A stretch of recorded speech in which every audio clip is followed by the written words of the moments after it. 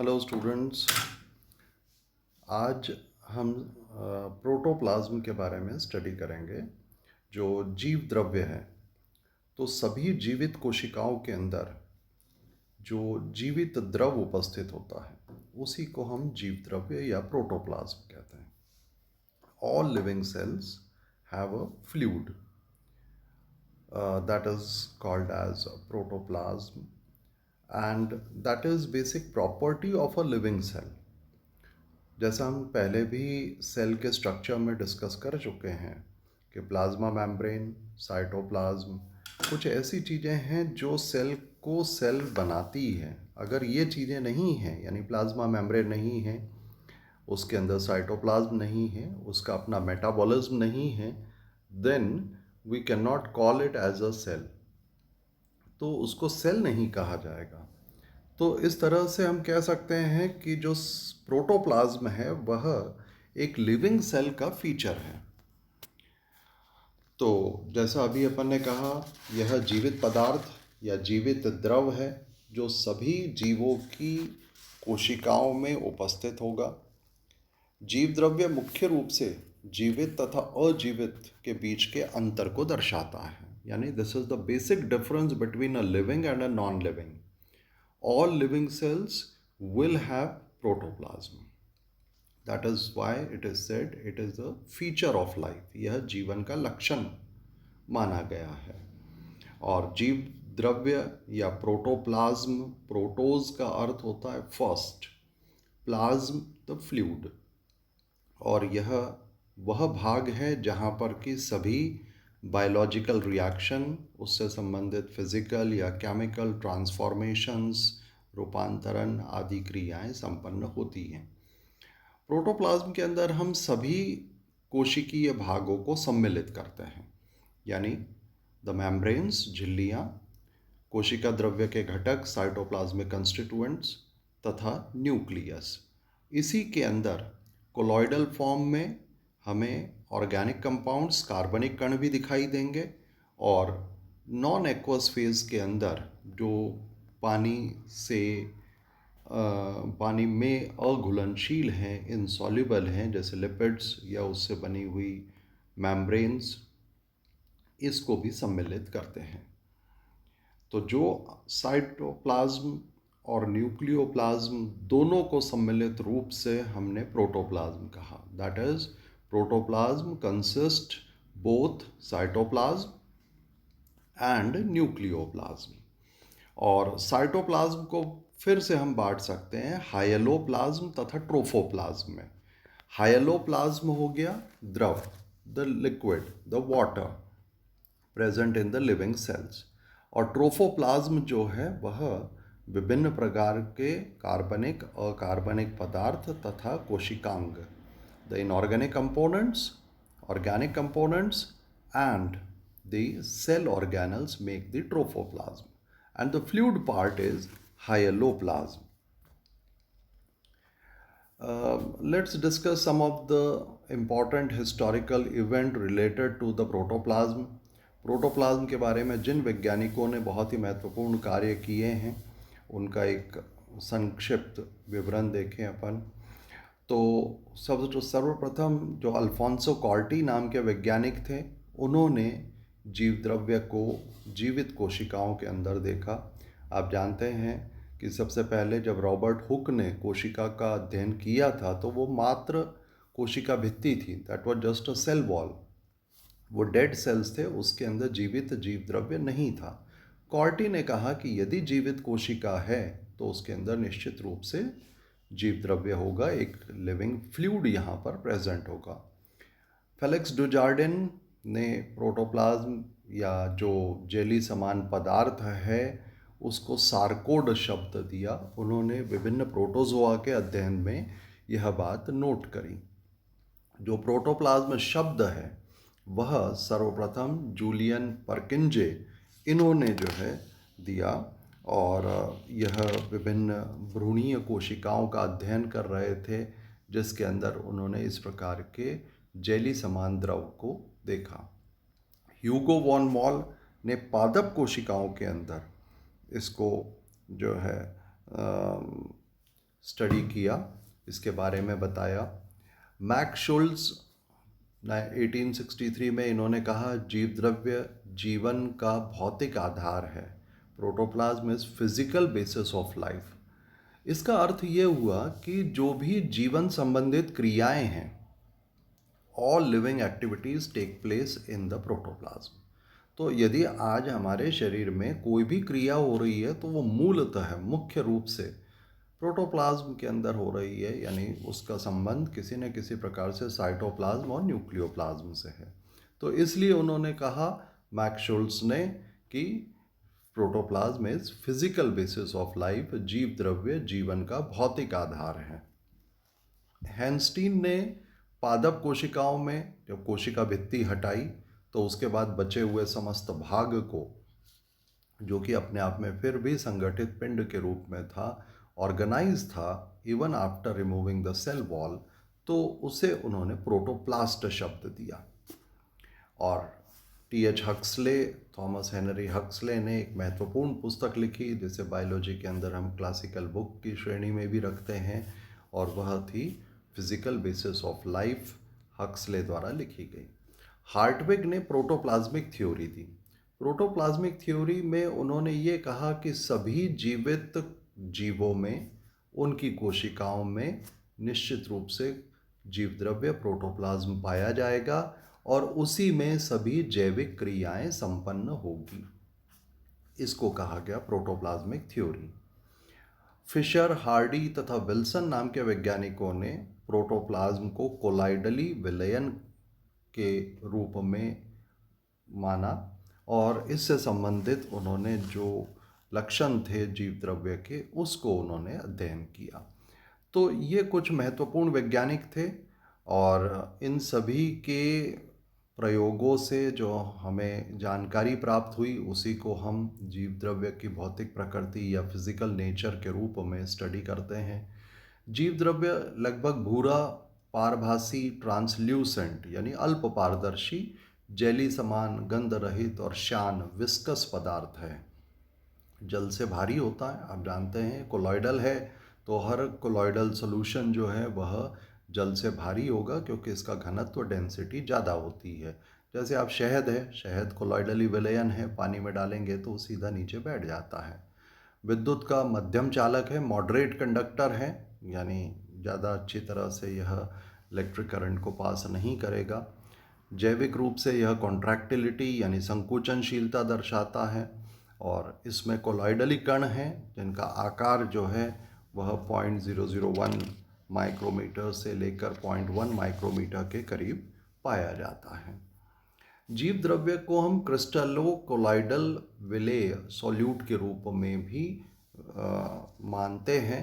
इसके अंदर विभिन्न खनिज आयन, अकार्बनिक तथा कार्बनिक आयन उपस्थित होंगे। कार्बनिक अणुओं के अंदर जैसे शुगर्स हो गई या एमिनो एसिड्स हैं।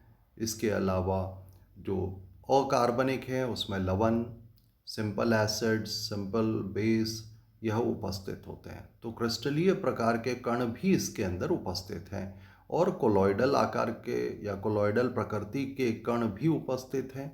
तो इस प्रकार से इसको हमने कहा जीव द्रव्य क्रिस्टलो कोलॉइडल मिक्सचर है।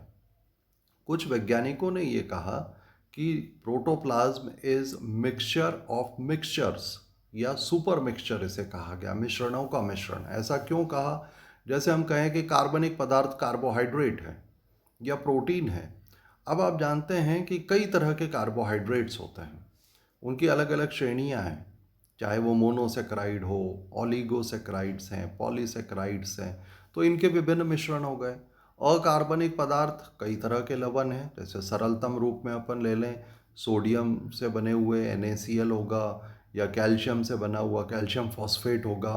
तो कई प्रकार के अकार्बनिक पदार्थ भी हैं, तो इन सभी का मिश्रण हो गया, इस कारण से इसको सुपर मिक्सचर कहा गया। यह हेट्रोजिनस पॉलीफेजिक कोलॉइडल सिस्टम भी कहलाता है या होता है। ऐसा इसलिए कहा गया क्योंकि यह विभिन्न स्वरूप में पाया जाएगा। पॉलीफेजिक यानी भिन्न प्रावस्थाएं हैं, जिसको आप आमतौर पे सॉल तथा जेल प्रावस्था कहते हैं।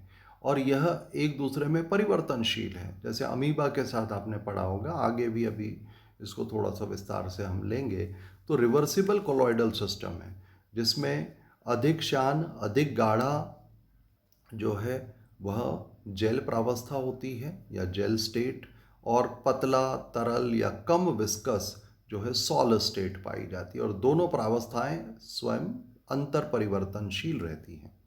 इसके अलावा अन्य जो महत्वपूर्ण लक्षण है, जीव द्रव्य पर पृष्ठ तनाव होता है, श्यानता यानी विस्कोसिटी 2 से 20 सेंटीपायोज यूनिट पाई जाती है, पीएच आइसोइलेक्ट्रिक होता है। आइसोइलेक्ट्रिक का अर्थ हुआ कि यहाँ पर अगर प्लस और माइनस आयंस हैं तो उनमें संतुलन बनाए रखने की कोशिश की जाएगी कोशिका की प्रकृति के अनुसार।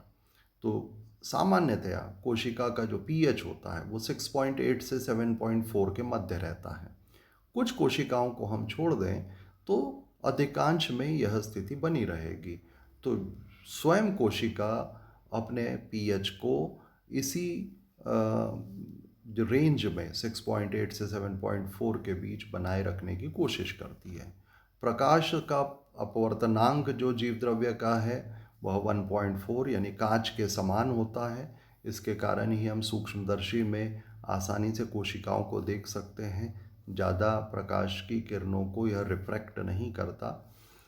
ताप या विद्युत, इलेक्ट्रिफिकेशन, हीटिंग या इसकी जो कंडीशंस हैं बाहरी, अगर वो चेंज होती है तो इसमें स्कंदन यानी कोआगुलेशन की प्रॉपर्टी पाई जाती है। ये बहुत महत्वपूर्ण प्रॉपर्टी है। जैसे ब्लड है, ब्लड यदि बाहर निकलना शुरू होता है तो विभिन्न कारक उसको स्कंदित करते हैं। या अंडे का एल्बुमिन आप गर्म करते हैं तो वो जेली समान भाग जो है वो स्कंदित होकर, कोआगुलेट होकर वाइट कलर का एक हार्ड सा संरचना बना लेता है। तो यह भी इसका एक भौतिक लक्षण है। अब दिखाई किस तरह से देगा जीव द्रव्य? पुराने वैज्ञानिकों ने इसके अलग अलग रूप बताए। जैसे वायु कोष्ठकीय एल्वियोलर थ्योरी बर्ट्सलुची नाम के वैज्ञानिक ने दी थी। उन्होंने कहा यह जो जीव द्रव्य है गोलाकार बुलबुलों के रूप में पाया जाता है। और कणिकामय सिद्धांत अल्टमैन ने दिया था। उनका कहना था कि जीव द्रव्य जो है सूक्ष्म कणिकाओं के समान फाइन ग्रैन्यूल्स के रूप में समान रूप से पूरे द्रव में फैला हुआ पाया जाता है। तंतुमय सिद्धांत फिब्रिलर जो थ्योरी है फिशर तथा फ्लेमिंग ने दी थी। इनका कहना था कि जीव द्रव्य जो है महीन तंतुओं से बना हुआ रहता है, सूक्ष्म तंतुओं से बना है, थ्रेड लाइक स्ट्रक्चर्स इसमें होंगे। और हैंस्टेन, क्लेन, कार्नॉय नाम के वैज्ञानिकों ने इसे जालिकावत, इंटरवूवन नेटवर्क और रेटिकुलम लाइक बताया।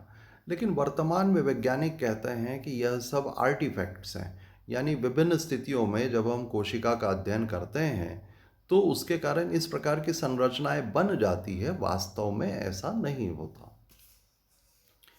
जो आधुनिक सिद्धांत है मॉडर्न कोलॉइडल थ्योरी जो दी थी फिशर, हार्डी तथा विल्सन ने, उन्होंने इन लक्षणों को तथा कोलॉइडल विलयन के लक्षणों को समेकित किया, आपस में इंटीग्रेट किया, और इसके आधार पर जीव द्रव्य के आधुनिक जो फिजिकल कैरेक्टर्स हैं उसके बारे में बताया। उन्होंने कहा प्रत्येक जीव द्रव्य के अंदर एक डिस्पर्स्ड फेज तथा एक डिस्पर्जन मीडियम होगा। डिस्पर्स्ड फेज या प्रतिक्षिप्त प्रावस्था असतत होती है, यानी इसके अंदर के विभिन्न भाग जैसे मान लीजिए ग्लूकोज है, लवण है, लिपिड्स हैं या एमिनो एसिड है, सब इधर उधर बिखरे हैं। ये आपस में एक दूसरे से फिजिकली कनेक्टेड नहीं हैं, जुड़े हुए नहीं हैं, तो इसलिए इसको असतत, नॉन कंटिन्यूअस कहा गया। जबकि जो माध्यम है, जो द्रव है, चाहे वो जल ही क्यों ना हो, उसे डिस्पर्जन मीडियम कहा गया, और वह एक सतत होता है क्योंकि पानी सब तरफ से जुड़ा हुआ है आपस में। कणों का आकार जो कि मुख्य रूप से कोलाइडल कण है, 0.001 माइक्रोन से लेकर 0.1 माइक्रोन के मध्य यह कण पाए जाते हैं। और कणों का जो आकार है वह अलग अलग प्रकार के इसमें कण होंगे, लेकिन मुख्य रूप से कोलॉइडल कण हैं। लेकिन कुछ वास्तविक कण भी हो सकता, ट्रू सॉल्यूशन के फॉर्म में भी हो सकते हैं, जैसे ग्लूकोज है, NaCl है, वो घुल जाता है। कुछ बड़े आकार के कण भी हो सकते हैं, जैसे स्टार्च है तो वह निलंबन के रूप में पाए जाएंगे। जीव द्रव्य कोलॉइडल, जैसा अभी हमने डिस्कस किया कि इसके अंदर दो प्रावस्थाएं हैं, डिस्पर्स्ड फेज जो नॉन कंटिन्यूअस है, प्रोटीन्स, लिपिड्स, कार्बोहाइड्रेट्स के अणु, और डिस्पर्जन मीडियम या लिक्विड फेज या कंटिन्यूअस फेज जो मुख्य रूप से जल के अणु होंगे। इससे पहले भी हमने एक बात करी कि जीव द्रव्य को हमने कहा था कि यह पॉलीफेजिक कोलॉइडल विलयन है। पॉलीफेजिक यानी बहुप्रावस्था, इसमें सॉल तथा जेल प्रावस्था पाई जाती है और यह प्रावस्थाएं परिवर्तनशील हैं।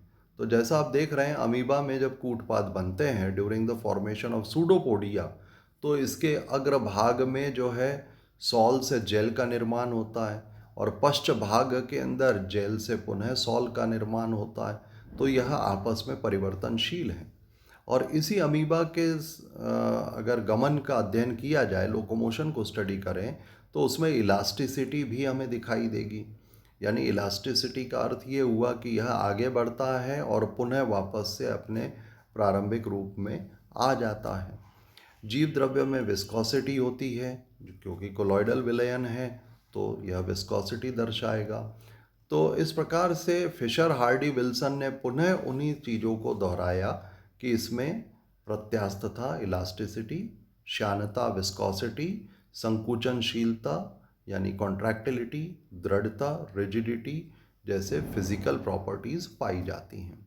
इसके अलावा उन्होंने ये भी बताया कि चूंकि इसके अंदर अधिकांश कण कोलॉइडली प्रकृति के हैं तो यह प्रकाश की किरणों को बिखेर देगा और इसको हम कहते हैं टिंडल प्रभाव।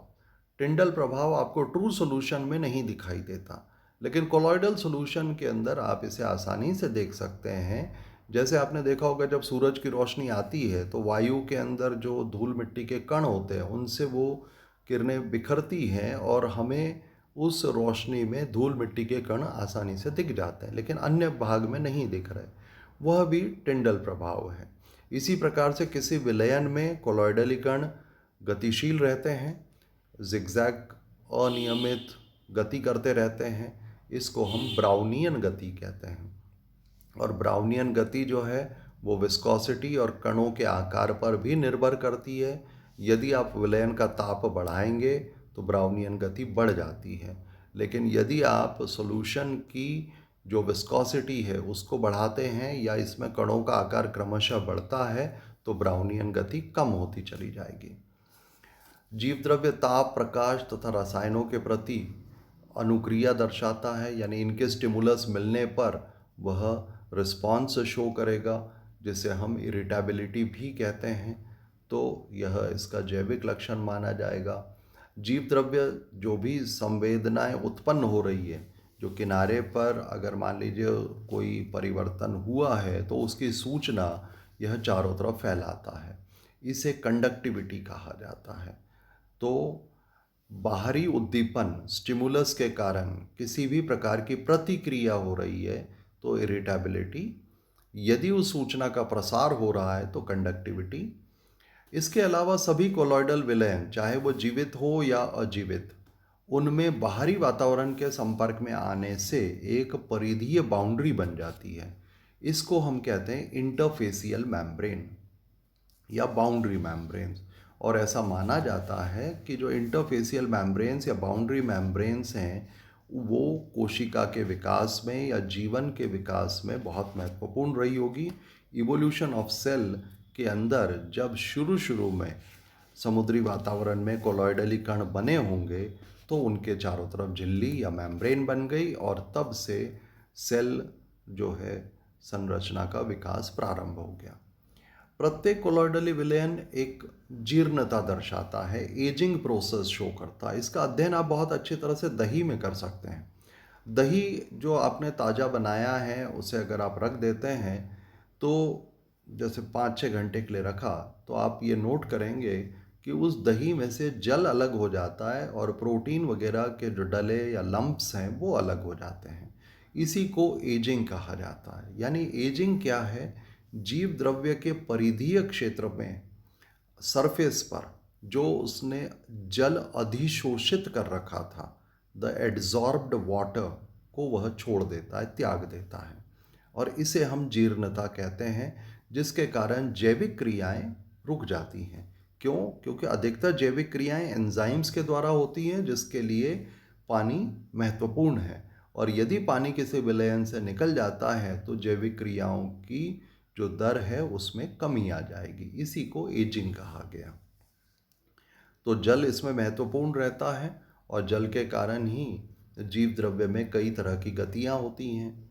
जैसे आपने अभी अध्ययन किया अमीबॉइड मूवमेंट, जिसकी सहायता से यह अपने स्थान में परिवर्तन करता है, चाहे वो अमीबा में आप पढ़ते हैं या हमारे WBC के अंदर न्यूट्रोफिल्स और मैक्रोफेज हो गए, उनमें भी अमीबॉइड मूवमेंट, सूडोपोडियल मूवमेंट देखा जाता है। जीव द्रव्य की गति को हम साइक्लोसिस या रोटेशन में भी रखते हैं, सर्कुलेशन में मदद करेगा, और साइक्लोसिस जो पूरा जीव द्रव्य साइटोप्लाज्म है वह कोशिका में घूम रहा है। रोटेशन सामान्यतः हम पादप कोशिकाओं में प्लांट सेल्स के अंदर बात करते हैं, जब किसी बड़ी वैक्यूल के चारों तरफ साइटोप्लाज्म मूव करता है।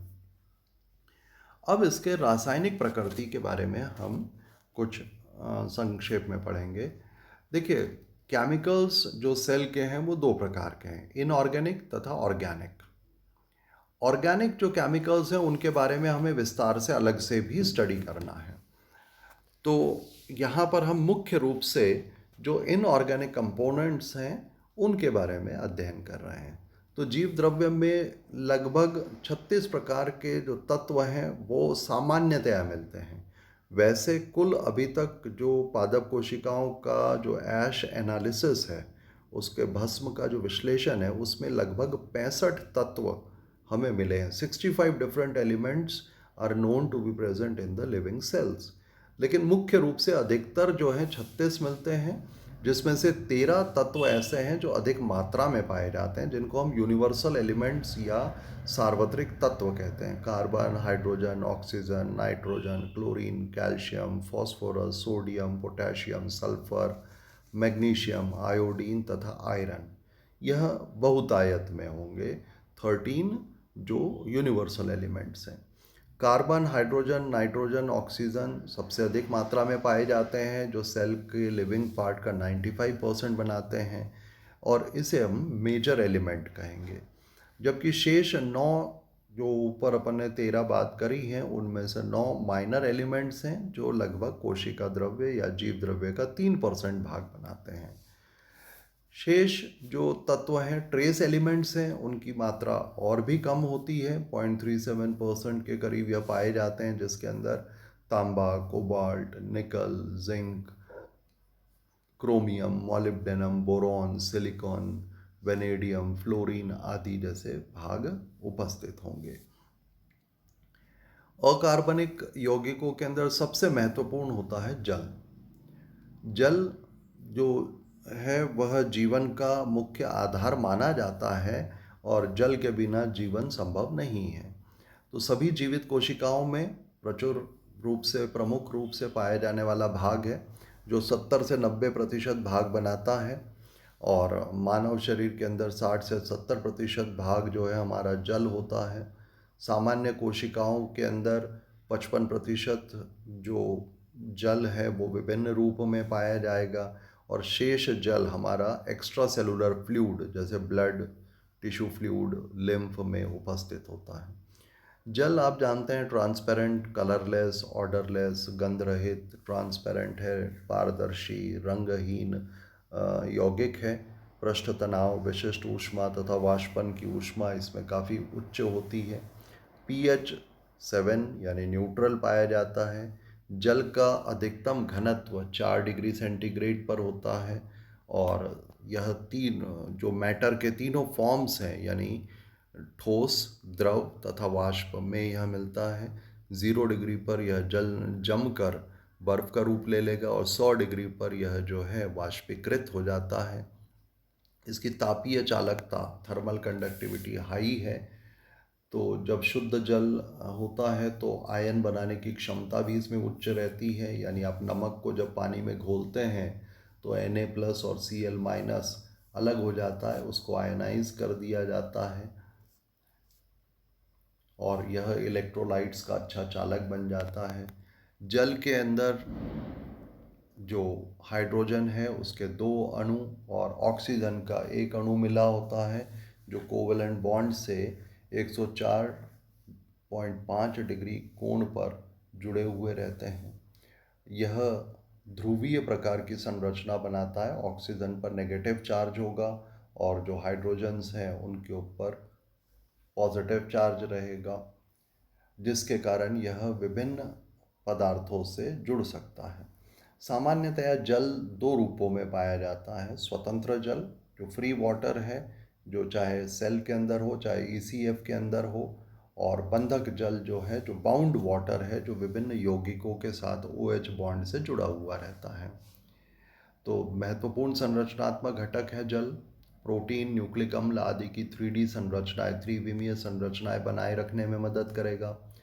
यह रासायनिक क्रियाओं के लिए एक आदर्श माध्यम है, इसीलिए इसको हम सार्वत्रिक विलायक या यूनिवर्सल सॉल्वेंट कहते हैं। अनेक बायोकेमिकल रिएक्शन में जल H+ तथा OH- का स्रोत तथा उसके pH का सूचक होता है। pH को स्थिर बनाए रखने में सहायता करता है। अपशिष्ट पदार्थ, चाहे वो यूरिया हो, वो मूत्र में जल में घोलकर ही निकाले जाते हैं। यह सामान्य सतहों को नम बनाए रखने में मदद करेगा। जल की सहायता से विभिन्न जो संवहन है, कंडक्शन, जैसे आप पादप कोशिकाओं के अंदर पढ़ते हैं, चाहे जाइलम हो या फ्लोएम, उनमें हम विभिन्न यौगिकों, चाहे वो मिनरल आयंस हैं या न्यूट्रिएंट्स हैं, उनका ट्रांसलोकेशन और कंडक्शन करते हैं। जल जीव द्रव्य के अंदर डिस्पर्जन मीडियम के रूप में काम करता है तथा जो फॉस्फोलिपिड्स की व्यवस्थाएं हैं झिल्ली में, प्लाज्मा मेम्ब्रेन में, जल के कारण ही एक विशिष्ट प्रकार से दोहरी परत के रूप में व्यवस्थित होती है। प्रकाश संश्लेषण के दौरान जो वाटर है वो इलेक्ट्रॉन का डोनर होता है और जो मॉलिक्यूलर ऑक्सीजन निकलती है जो जीव जगत के कार्य काम आती है। इसी प्रकार से बफर्स जैसे बाइकार्बोनेट आयंस, डाइबेसिक फॉस्फेट या मोनोबेसिक फॉस्फेट पीएच संतुलन में मदद करते हैं, उसमें भी जल सहायक होता है। और जल विभिन्न जीवों की कोशिकाओं में जो भाग बनाता है, जैसे जेलीफिश के अंदर जो है 99% पार्ट वाटर है। बोन सेल्स के अंदर यह लगभग 5% होता है। बीजों के अंदर जो डॉर्मेंट सीड्स हैं, प्रसुप्त हैं, उनमें इसकी मात्रा 6 से 10% तक होती है, इसीलिए वो सुषुप्त रह पाते हैं। कंकाली पेशियों में 75%, भ्रूण में इसकी मात्रा फिर अधिक है, जैसे 90 से 95% तक। मानव के दांतों के ऊपर की परत डेंटाइन में 10% जल है, जबकि इनेमल में 5%। मस्तिष्क कोशिकाओं में जल की मात्रा अधिक होती है, 90% तक यह पाई जाती है। दूसरा भाग इनऑर्गेनिक के अंदर मिनरल्स हैं। तो मिनरल्स यानी खनिज लवण जो पाए जाएंगे वह 2 श्रेणियों में रखे जाते हैं, आवश्यक एवं अनावश्यक, एसेंशियल एंड नॉन एसेंशियल जो एलिमेंट्स हैं। खनिज लवण माइक्रो न्यूट्रिएंट्स के रूप में काम करते हैं, लघु पोषक तत्व के रूप में काम करते हैं। पौधों को तो यह मृदा से प्राप्त होंगे और जंतुओं को यह पादप कोशिकाओं के भोजन के रूप में प्राप्त होते हैं। इसमें मुख्य रूप से पोटेशियम, सोडियम, मैग्नीशियम, कैल्शियम के कार्बोनेट्स, बाइकार्बोनेट्स आदि सम्मिलित हैं। अब इनके कुछ महत्व का अध्ययन करें तो कैल्शियम हमारा एक महत्वपूर्ण खनिज पदार्थ है और यह अस्थियों तथा दांतों के लिए महत्वपूर्ण है। ब्लड क्लॉटिंग प्रोसेस बिना कैल्शियम के संभव नहीं है। पेशीय संकुचन में कैल्शियम स्मूथ एंडोप्लाज्मिक रेटिकुलम से निकलकर जब फैलता है तो ही पेशीय संकुचन की क्रिया प्रारंभ होती है। झिल्ली की पारगम्यता बढ़ाने के लिए कैल्शियम आयंस का उपयोग किया जाता है। नर्व इम्पल्स कंडक्शन विशेष रूप से सिनैप्स पर कैल्शियम की सहायता से ही होगा और अस्थियां मुख्य रूप से कैल्शियम की बनी होती है। अस्थियों को जलाकर उसका जो है उपयोग उर्वरक के रूप में भी करते हैं ताकि पौधों को कैल्शियम प्राप्त हो सके। कैल्शियम कार्बोनेट से विभिन्न जीवों में कवच बनता है, जैसे शंख है या घोंगे हो गए, उनका कवच है। इनसे भी हमें चूना या उर्वरक, कैल्शियम उर्वरक मिल सकते हैं।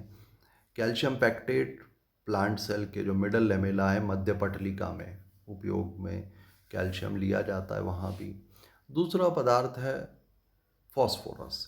यह झिल्लियों में, क्योंकि फॉस्फोलिपिड से बनी होती है झिल्ली, डीएनए आरएनए जो है उसमें फॉस्फोरिक अम्ल उपस्थित होता है।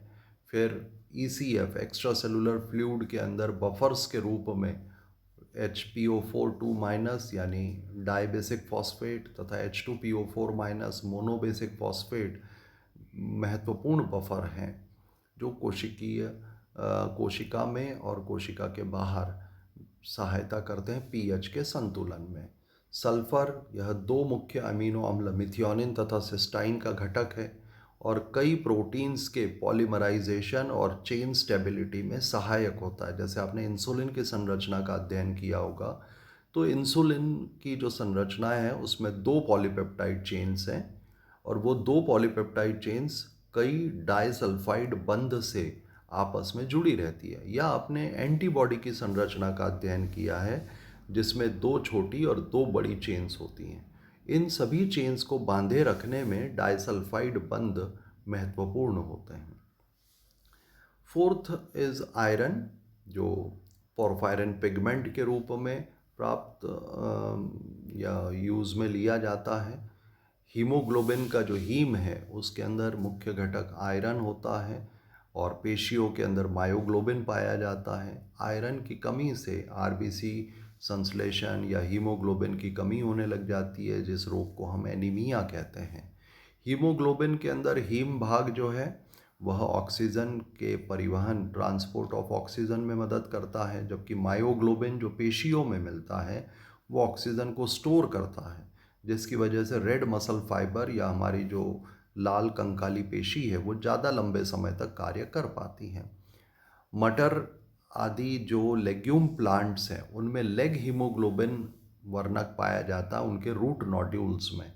यह लेग हीमोग्लोबिन ऑक्सीजन को ट्रैप कर लेता है, स्कैवेंजिंग कर लेता है, जिसकी वजह से नाइट्रोजिनेज एंजाइम को नाइट्रोजन फिक्सेशन में सहायता मिलती है। इसके अलावा जब आप इलेक्ट्रॉन ट्रांसपोर्ट चेन पढ़ते हैं तो उसमें साइटोक्रोम्स होंगे, या फोटोसिंथेसिस के दौरान जब साइक्लिक रिएक्शंस हैं तो उसमें साइटोक्रोम्स होते हैं। तो ये साइटोक्रोम हीम तथा प्रोटीन के कॉम्प्लेक्स है जिसका उपयोग ऑक्सीडाइजिंग एजेंट या इलेक्ट्रॉन ट्रांसपोर्ट में मदद के रूप में लिया जाता है। फिफ्थ इज मैग्नीशियम, जो क्लोरोफिल का महत्वपूर्ण घटक है। इसके अलावा हमारे अस्थियों में महत्वपूर्ण है और एटीपी से संबंधित जितनी भी एंजाइमेटिक रिएक्शंस हैं जो काइनेज एंजाइम कार्य करती है उनमें मैग्नीशियम को फैक्टर के रूप में कार्य करता है। आयोडीन सभी जंतुओं में थायरॉक्सिन हार्मोन का मुख्य घटक है जो हमारा जनरल मेटाबॉलिक हार्मोन होता है, और अगर यह कम हो हमारे भोजन में तो इसके कारण सिंपल गॉइटर या घेंघा रोग हो जाता है। तांबा या कॉपर कुछ जीवों के अंदर श्वसन वर्णक, जैसे आपने क्रस्टेशिया जीव पढ़े हैं या कुछ मोलस्का हैं, उसमें हीमोसाइनिन श्वसन वर्णक होता है। रेस्पिरेटरी पिगमेंट इज़ हीमोसाइनिन, तो यह वहाँ पर महत्वपूर्ण है। इसके अलावा इलेक्ट्रॉन ट्रांसपोर्ट चेन का जो लास्ट पार्ट है साइटोक्रोम ऑक्सीडेज, जैसे हम AA3 सब यूनिट या कॉम्प्लेक्स 4 कहते हैं, वहाँ पर कॉपर तथा आयरन से बना हुआ साइटोक्रोम होता है, तो यह इलेक्ट्रॉन ट्रांसपोर्ट में भी महत्वपूर्ण है। इसके अलावा जीव द्रव्य में कई गैसेस पाई जाएगी। सामान्य रूप से CO2, ऑक्सीजन, नाइट्रोजन तथा हाइड्रोजन होती है।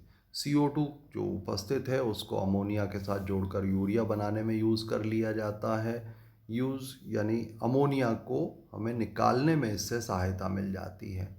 और अधिक CO2 के कारण ऑक्सी हीमोग्लोबिन का वियोजन होता है, जो आप रेस्पिरेशन में स्टडी करते हैं, तथा ऑक्सीजन का उपयोग ऑक्सीडेशन रिएक्शंस में होगा।